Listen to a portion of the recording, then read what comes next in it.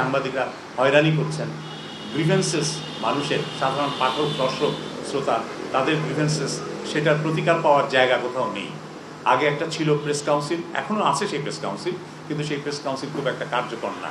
সেই press council সাংবাদিকের স্বাধীনতা রক্ষাতেও কোনো ভূমিকা রাখতে পারেনি কার্যকরভাবে, আবার একইভাবে ভুক্তভোগী যারা সংবাদ মাধ্যমেরভাবে অন্যায় বা ভুলের কারণে যারা ভুক্তভোগী তাদের প্রতিকার দেওয়ার ক্ষেত্রেও খুব সফল হয়নি। আবার প্রেস কাউন্সিলের আরেকটা সীমাবদ্ধতা, সেই সীমাবদ্ধতা হচ্ছে যে এই প্রেস কাউন্সিলটি আইনে গঠিত হয়েছিল শুধুমাত্র সংবাদপত্র এবং বার্তা সংস্থা সাংবাদিকদের জন্য।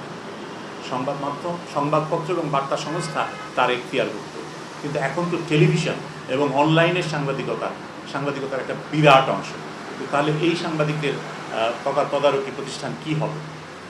সরকারের প্রস্তাব ছিল 10 বছর আগে থেকেই, সেই 2014 সাল থেকে এই প্রস্তাব ছিল যে সরকার একটা সম্প্রচার কমিশন করবে, বেতার, টেলিভিশন এবং অনলাইনের জন্য তারা সম্প্রচার কমিশন করবে।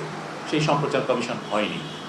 আমরা বলছি ওই সম্প্রচার কমিশনের যে এখতিয়ার এবং ক্ষমতা দেওয়া হয়েছিল, দায়িত্ব দেওয়া হয়েছিল, সেই দায়িত্ব এবং প্রেস কাউন্সিলের দায়িত্ব ক্ষমতা, এই দুটোকে একীভূত করে একটি নতুন প্রতিষ্ঠান করা হোক। সেটা জাতীয় গণমাধ্যম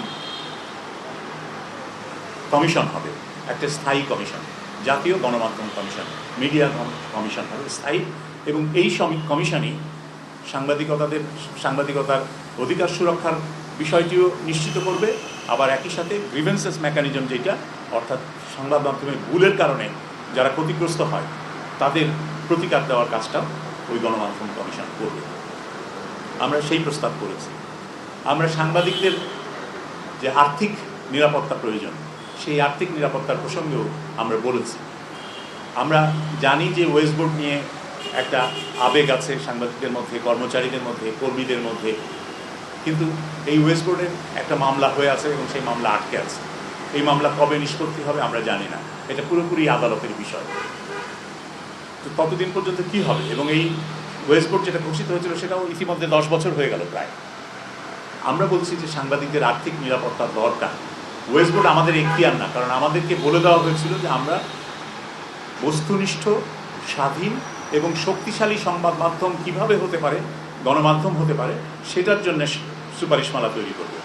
তাহলে সেক্ষেত্রে বেতন ভাতা বা ওয়েস্ট বোর্ডের বিষয়টা আমাদের উপরে পড়ে না, আমরা সেই এখতিয়ার আমাদের নেই, সে কারণে আমরা সে প্রসঙ্গে কিছু বলি নেই। কিন্তু আমরা বলেছি যে সাংবাদিকদের আর্থিক নিরাপত্তা দরকার, এবং সেই আর্থিক নিরাপত্তা নিশ্চিত হতে পারে কিভাবে সেটা আমরা বলেছি।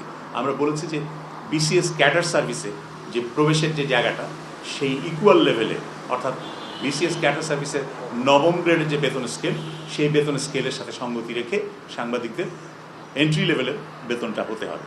সারা দেশেই এটা হতে হবে। এবং ঢাকায় যেহেতু জীবনযাত্রার ব্যয় বেশি, সুতরাং ঢাকা ভাতা একটা যোগ করতে হবে। সারা দেশের সাংবাদিকরা যে বেতন ভাতা পাবেন তার সাথে যুক্ত হবে ঢাকা ভাতা। এটা নির্ধারণ করবেন সরকার, সংবাদ মাধ্যমের বিভিন্ন পক্ষ, তারা মিলেমিশে এই ভাতা কী পরিমাণ হতে পারে বা ঢাকা ভাতাটা কী হতে পারে সেগুলো তারা নির্ধারণ করবে। আমরা এটুকু পর্যন্ত বলেছি। বিভিন্ন পদের জন্য বেতনের পার্থক্য কী হবে না হবে সেগুলো ঠিক করার পদ্ধতি এই অংশীজনরা মিলে এবং সরকার মিলে ঠিক করবে। কিন্তু আমরা ন্যূনতম গ্যারান্টির কথাটা বলেছি যে এই গ্যারান্টিটা দরকার সারা দেশে সাংবাদিকদের, যাতে তারা তাদের মানসম্মত জীবনযাপন করতে পারে এবং দুর্নীতি এইখানে যেন ঢুকে পড়তে না পারে। সাংবাদিকদের মধ্যে দুর্নীতি ঢুকে পড়ার একটা অন্যতম কারণ হচ্ছে তাদের জীবনযাত্রার মান রক্ষার জন্য যথেষ্ট পরিমাণে পর্যাপ্ত আয়ের নিশ্চয়তা নেই। সেই নিশ্চয়তা বিধানের কথা আমরা বলেছি। আমরা সাংবাদিকদেরকে বিজ্ঞাপন এজেন্ট হিসাবে, অ্যাডভার্টাইজিং এজেন্ট হিসাবে, যে অ্যাডভার্টাইজমেন্ট কালেক্ট করতে হবে, বিজ্ঞাপন সংগ্রহ করতে হবে, সেই কাজ করতে দেওয়া যাবে না, এ কথা আমরা বলেছি। সাংবাদিকের কাজ সাংবাদিকতা করা, সেটা করতে দিতে হবে।